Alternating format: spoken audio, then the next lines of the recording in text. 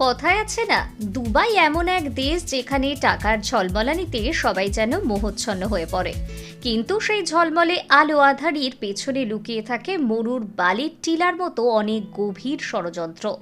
আর এক নারী যে রাজেশের জীবনে তুফান হয়ে ঢুকেছিল, ফাঁসি।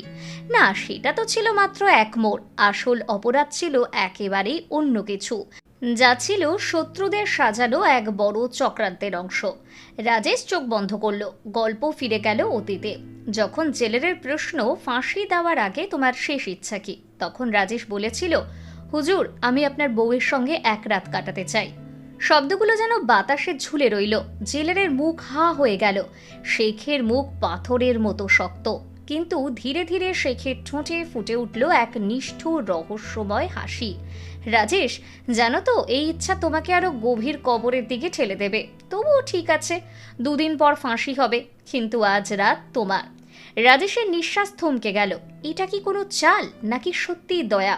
কিন্তু শেখের চোখের সেই ঝিলিক বলছিল, এটা শেষ নয়, একটা নতুন শাস্তির শুরু। দরজা বন্ধ হয়ে গেল। রাজেশ একা। মনে খুলে বেজে উঠল সেই গল্প, যা শুরু হয়েছিল 3 বছর আগে। বন্ধুরা, এই গল্প আপনার হৃদয় ছুঁয়ে যাবে এবং নতুন শিক্ষা দেবে। তাই ভিডিওটি শেষ পর্যন্ত দেখবেন। আর এরকম গল্প পেতে আমাদের ইউটিউব চ্যানেলটি সাবস্ক্রাইব করে রাখুন। গল্প শুরু 3 বছর আগে। রাজেশ বেরিয়েছিল মুম্বাইয়ের এক ছোট্ট গ্রাম থেকে, হাতে বিএসসি ডিগ্রি আর কাঁধে স্বপ্নের বোঝা।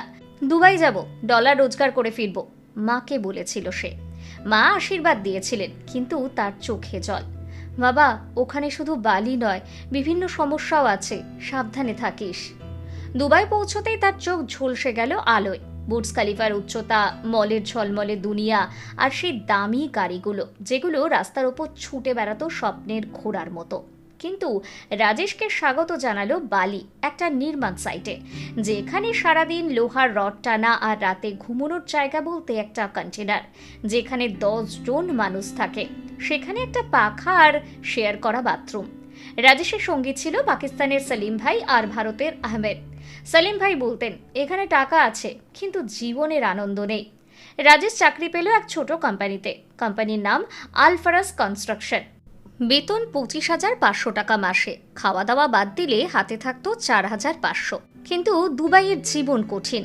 ভোর 5টায় ওঠো, সাইটে ছুটে যাও, দুপুরের তপ্ত রোদে কাজ, আর রাতে এমন ক্লান্তি যেন ঘুমই একমাত্র ওষুধ।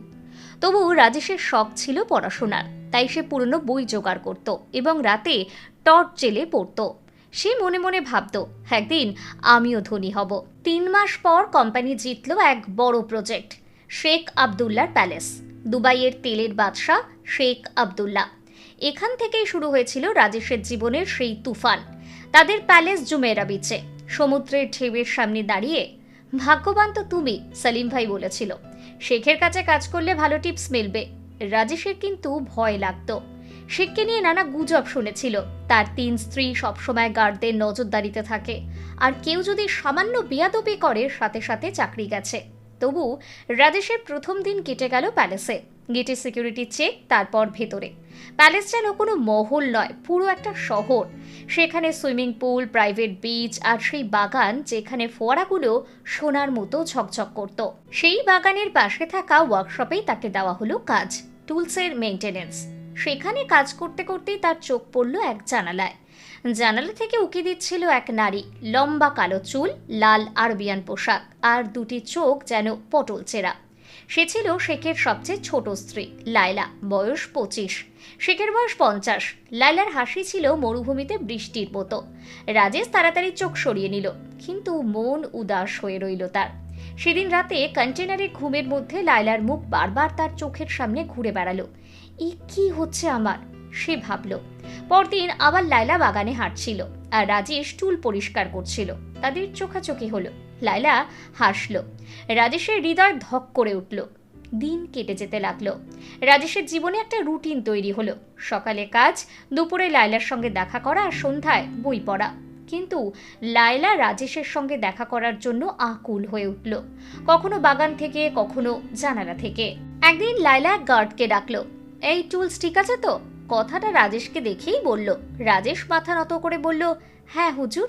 সেই সন্ধ্যাতেই খবর এলো, শেখ সাহেব ডাকছেন। রাজেশের বুক দুলে উঠল।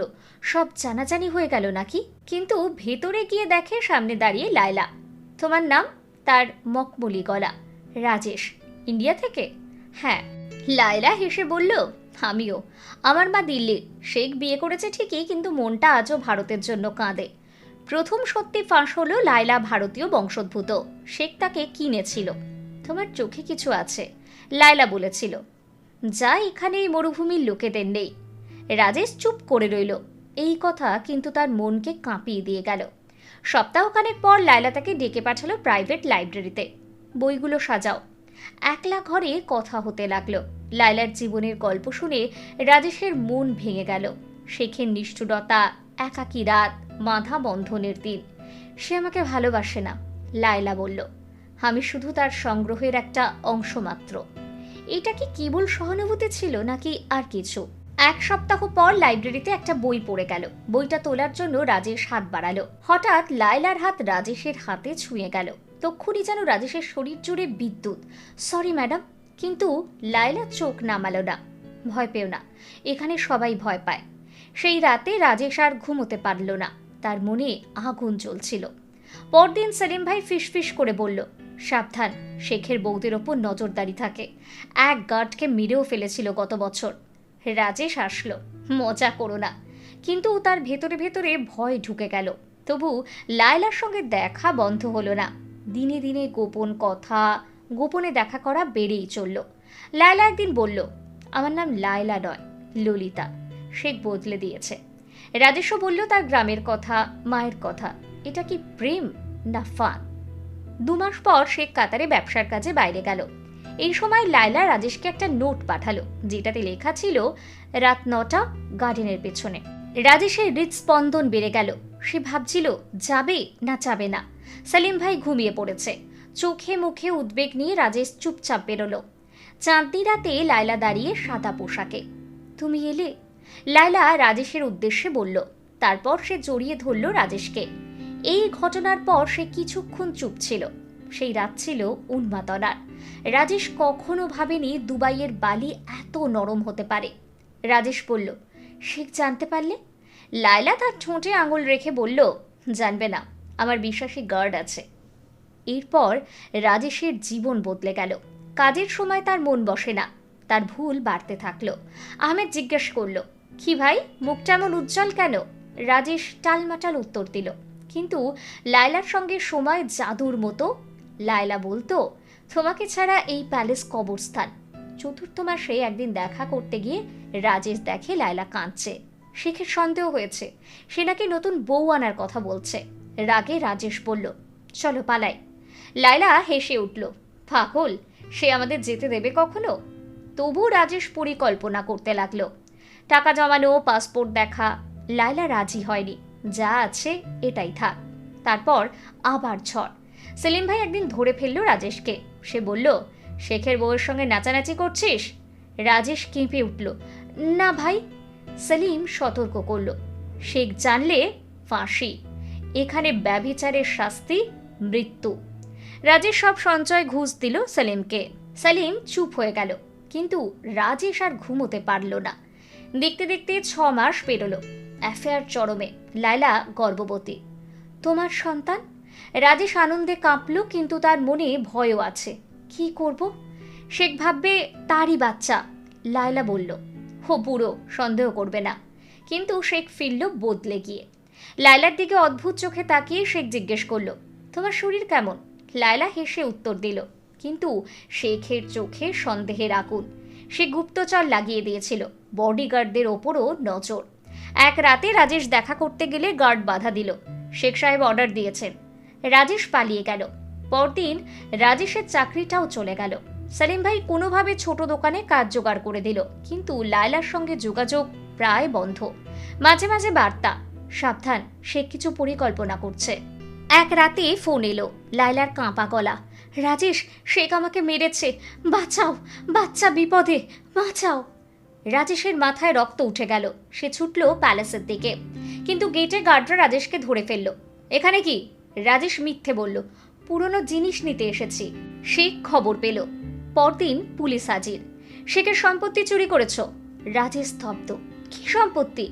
তার ঘর থেকে প্যালেসের দামি জিনিস উদ্ধার, যা শেখ নিজেই রেখে এসেছিল ফাঁসানোর জন্য। গ্রেপ্তার হয়ে গেল রাজেশ। শেখের ষড়যন্ত্রের পরের ধাপ ছিল লায়লাকে সাক্ষী বানানো। আদালতে লায়লা দাঁড়িয়েছিল, মুখ ঢাকা। এই মানুষটা আমার সঙ্গে অন্যায় করেছে, শেখ কাঁদতে কাঁদতে বলল। রাজেশের পৃথিবী ভেঙে গেল। লায়লা কেন? সে চিৎকার করল। কিন্তু লায়লার চোখ বলছিল অন্য কথা। আসলে শেখ তাকে হুমকি দিয়েছিল, মিথ্যে বলবে, না হলে তোমার বাচ্চাকে মেরে ফেলবো। টুইস্ট ছিল, বাচ্চা আসলে বেঁচে ছিল। কিন্তু শেখ লায়লাকে বলেছিল গর্ভপাত হয়ে গেছে। লায়লা সেটা সত্যি ভেবে নিয়েছিল। আদালত রায় ঘোষণা করল। ব্যভিচার ও হত্যা চেষ্টার অভিযোগে রাজেশকে মৃত্যুদণ্ড দেওয়া হলো।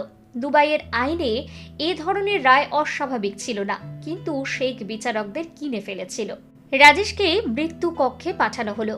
সেই কারাগারের রাতগুলো অন্ধকার, ঠান্ডা, নিঃসঙ্গ। রাজেশ দেওয়ালে আঙুল বুলিয়ে ভাবতেও শুধু লায়লার কথা।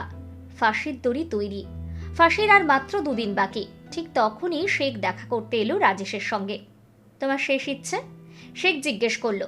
রাজেশ বলল, লায়লার সঙ্গে এক রাত থাকতে চাই। শেখ হেসে উঠল, পাগল নাকি? কিন্তু হঠাৎ তার ফোন বেজে উঠল। ফোনে কথা শেষ করে ফিরে এসে শেখ বলল, ঠিক আছে, কিন্তু মনে রেখো এটাই তোমার শেষ ভুল হবে। রাত হলো। লায়লাকে আনা হলো পাহারাদারদের সঙ্গে। দরজা বন্ধ। রাজেশ ও লায়লা মুখোমুখি। ক্ষমা করে দাও, লায়লা কাঁদল। শেখ আমাকে বাধ্য করেছে। বাচ্চা, সে বেঁচে আছে, জীবিত, কিন্তু শেখের কাছে। রাজেশ তাকে আলতো করে জড়িয়ে ধরল। কিন্তু লায়লার হাতে লুকোনো ছিল একটি ছুরি। সে ফিসফিস করে বলল, আমরা পালাবো। ঠিক তখনই বাইরে দাঁড়িয়ে থাকা শেখ হাসল। তোমরা দুজনেই মরবে। গুলির শব্দ। একজন গার্ড পড়ে গেল এবং রাজেশ আহত হলো। লায়লা ছুরি হাতে ঝাঁপিয়ে পড়ল শেখের ওপর। তুমি আমার জীবন নষ্ট করেছো, সে চিৎকার করলো। ঠিক তখনই সলিম ভাই ছুটে এলো ভেতরে। সে শেখের গুপ্তচর ছিল না, সে ছিল রাজেশের সত্যিকারের বন্ধু। সে পুলিশকে ডেকেছিল শেখের অপরাধ ধরিয়ে দিতে। শেখ গ্রেফতার হলো। রাজেশ বাঁচল লায়লার সঙ্গে। বাচ্চাটিকেও পাওয়া গেল। তারা দুবাই ছেড়ে ভারতে ফিরে এলো। শুরু হলো তাদের নতুন জীবন। কিন্তু 1 বছর পর শেখ জেল থেকে পালালো। একটি বার্তা এলো, খেলা শেষ হয়নি। রাজেশ লায়লার দিকে তাকালো। লায়লা হালকা হাসলো। এবার আমরা প্রস্তুত।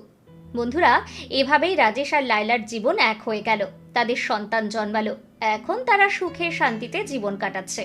বন্ধুরা, যদি আমাদের এই গল্পটি ভালো লেগে থাকে তবে আমাদের ইউটিউব চ্যানেলটিকে সাবস্ক্রাইব করতে এবং ভিডিওটিতে লাইক দিতে ভুলবেন না।